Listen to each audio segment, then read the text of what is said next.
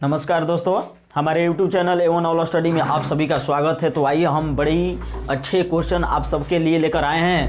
Question है कि दो क्रमागत धनात्मक पूर्णांकों का गुणनफल 306 है, हमें पूर्णांकों को ज्ञात करना है। बहुत धमाका क्वेश्चन।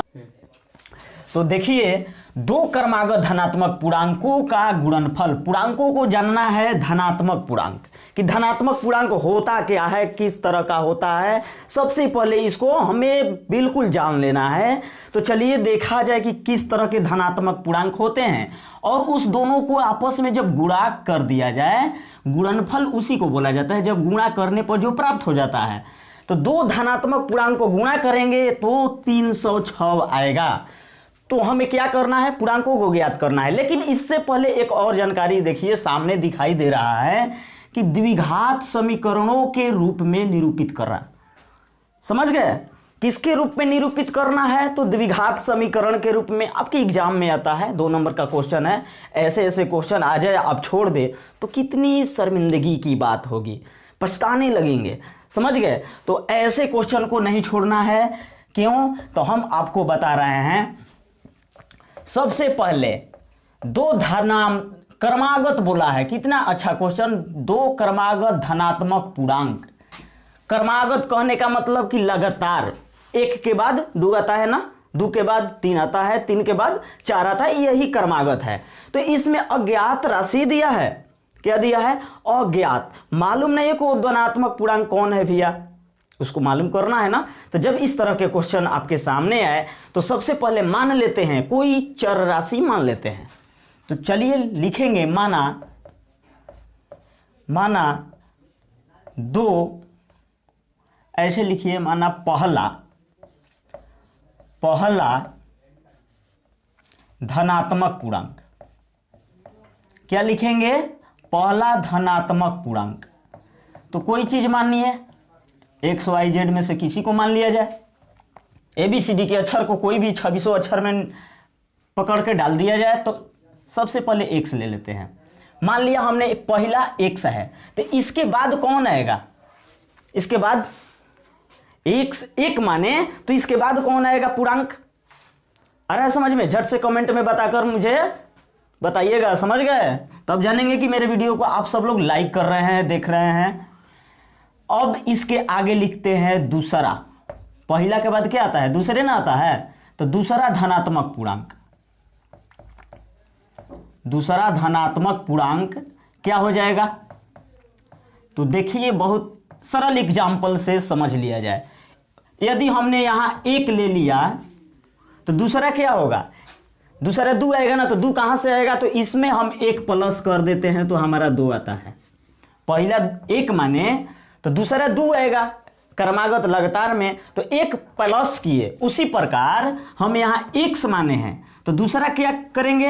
एक इसमें जोड़ देंगे, x प्लस क्या हो जाएगा? 1 हो जाएगा। ये दूसरा पूर्णांक हुआ। इस प्रकार समझ गए? अब इसके आगे चलते हैं। कहा है कि पूर्णांकों को, इस दोनों पूर्णांकों का गुणनफल कितना है? 1 गुणे 2 बराबर कितना है? 306 है।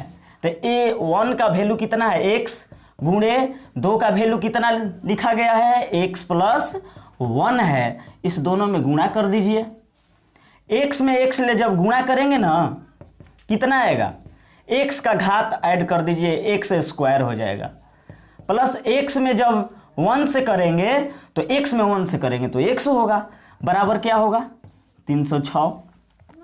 अब इसके बाद देखिए, x स्क्वायर प्लस x, 306 को उठाकर इधर ला दीजिए तो माइनस 306 हो जाएगा, बराबर 0 होगा। पूछा क्या है? तो द्विघात समीकरण के रूप में लिखना है। तो देखिए, द्विघात समीकरण के रूप में है क्या? ये एक्स स्क्वायर द्विघात, जिसका अधिकतम घात कितना हो? 2 हो, वो द्विघात समीकरण होता है। तो देखिए यहाँ अधिकतम घात कितना है? 2 है, तो द्विघात समीकरण ये आंसर हुआ। चलिए, तो इसमें हम एक और क्वेश्चन लेकर आते हैं। तो क्वेश्चन 2 देखिए, इसको रोहन की मां उससे 26 वर्ष बड़ी है, उनकी आयु वर्षों का गुणनफल अब से 3 वर्ष पश्चात 360 हो जाएगी। हमें रोहन की वर्तमान आयु ज्ञात करनी है। इसमें भी आपको द्विघात समीकरण केवल प्राप्त करना है, समझ गए। तो क्वेश्चन बहुत मस्त है। रोहन की माँ उससे 26 वर्ष बड़ी है। किससे बड़ी है? रोहन की माँ किससे 26 वर्ष बड़ी है? रोहन से बड़ी है, अपनी बेटवा से बड़ी है ना। तो यहां सोल्व करके कैसे किया जाए, उनकी आयु का गुणनफल, रोहन का उम्र और उसकी मां का उम्र का गुणनफल कितना है? 360 है, समझ गए। तो 360 है, कब 360 हो जा रही है? 3 वर्ष पश्चात, 3 वर्ष के बाद। तो उनकी वर्तमान आयु, यानी कि कहने का मतलब है कि वर्तमान उम्र के तुलना से इस क्वेश्चन को हल करेंगे द्विघात समीकरण निकालने के लिए। तो सबसे पहले मानते हैं, माना, क्या लिखेंगे? माना। अब आप लोग यहां बताइए हम किसका उम्र मानेंगे? इसमें कंफ्यूज ये होता है कि किसका उम्र माने, रोहन का उम्र माने कि रोहन की मां का उम्र माने। बहुत कंफ्यूजिंग वाला क्वेश्चन आ जाता है, लड़के लोग, स्टूडेंट लोग भटक जाता है कि किसका उम्र माने भाई। तो इसको बार बार पढ़ेंगे ना तो बिल्कुल दिमाग में आ जाएगा। कह दिया है कि रोहन की माँ उससे 26 वर्ष बड़ी है, यानी कि रोहन के माई के उम्र मालूम बा, समझ गए नहीं? यानी कि रोहन का उम्र हमको मालूम नहीं है। तो सबसे पहले लिखेंगे माना रोहन का उम्र, माना रोहन का उम्र x वर्ष है। क्या है? x वर्ष है। तो उसकी मां का उम्र क्या हो जाएगा? मां का उम्र कितना होगा, समझ गए? तो मां का उम्र होगा, रोहन के उम्र में ऐड कर देंगे कितना वर्ष, बड़ी है तो ऐड करेंगे, तो x प्लस 26 वर्ष हो जाएगा ना। अब फिर कहा कि उनकी आयु का गुणनफल अब से 3 वर्ष पश्चात, यानी कि अभी उम्र इसका इतना है तो इतना के बाद 3 वर्ष होता है, 3 वर्ष के बाद 360 हो गया ना। तो हम क्या करेंगे, लिखेंगे 3 वर्ष पश्चात, 3 वर्ष पश्चात, पश्चात का मतलब क्या होता है? बाद होता है। तो 3 वर्ष बाद रोहन का उम्र कितना होगा? रोहन का उम्र कितना होगा? 3 वर्ष बाद। तो अभी उसका x वर्ष है तो 3 वर्ष ऐड कर देंगे तो x प्लस क्या हो जाएगा? 3 हो जाएगा। अब उसकी माँ का 3 वर्ष बाद उसकी माँ का उम्र कितना हो जाएगा? तो वर्तमान उम्र उसका क्या है? x प्लस 26 है। तो इसमें भी 3 ऐड हो जाएगा ना, यानी कि इतना क्या हो जाएगा? x प्लस 26 है 3 29, x प्लस 29 वर्ष। अब इस दोनों का बोला है कि 3 वर्ष के बाद जो उम्र आया उसका गुणनफल 360 है। उसका गुणनफल कितना है? 360 है अकॉर्डिंग टू क्वेश्चन कहा।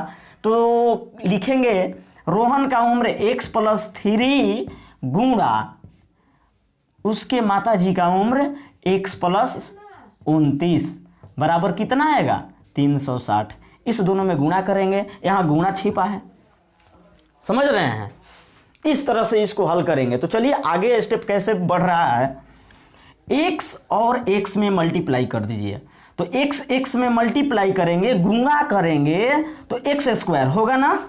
अब फिर x में इस प्लस 29 ले, प्लस है ना तो यहाँ प्लस लगा दीजिए। x में 29 ले गुणा करिए तो क्या होगा? 29x होगा, समझ रहे हैं? अब तो x से बारी बारी से दोनों से गुणा हो गया। अब फिर 3 से गुणा करेंगे बारी बारी से, x ले करेंगे तो प्लस है, यहाँ भी प्लस है, तो यहाँ भी क्या लिखेंगे? प्लस लिखेंगे, समझ रहे हैं? तो 3 में x ले गुणा करेंगे तो 3x होगा ना। अब इस भी सब प्लस में है तो यहाँ देखिए कोई माइनस में नहीं होगा, सब प्लस में होगा। तो 3 में 29 ले गुणा कर दीजिए तो 3 गुणे 29 बराबर 360 हो जाएगा।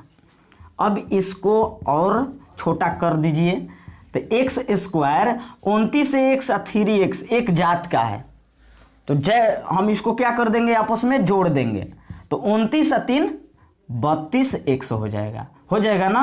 अब प्लस देखिए 9 या 27 का हासिल कितना होता है?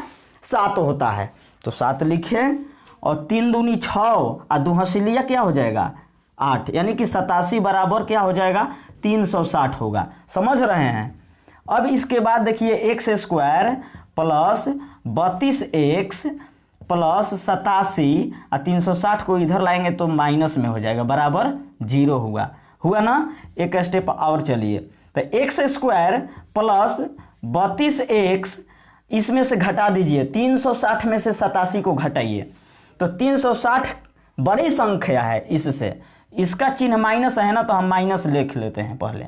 10 में से 7 घटेगा 3 बचेगा, और ये कितना हो गया 15 में ले 8 घटेगा तो 7 बचेगा, और ये 2 बच गया ना। 360 में से घटा लिया जाए, ऐसे करके क्या कंफ्यूज होना है। हासिल लिया तो 10 हुआ, 10 में से 7 घटेगा 3, और ये 5 बचा ना, तो 5 भी छोटा है 8 से, तो हासिल लेगा तो 15 होगा, और 15 में ले 8 घटाएंगे तो कितना होगा 7 होगा, और ये बच गया कितना 2 बच गया 273। सही है, तो चलिए बढ़िया है, बराबर 0। यही आपका द्विघात समीकरण निकला, इतना ही हमको प्राप्त करना था। अब यही आपका क्या हुआ आंसर हुआ, तो इसको आप अच्छे से समझ लेंगे, बहुत मजेदार क्वेश्चन है। ठीक है।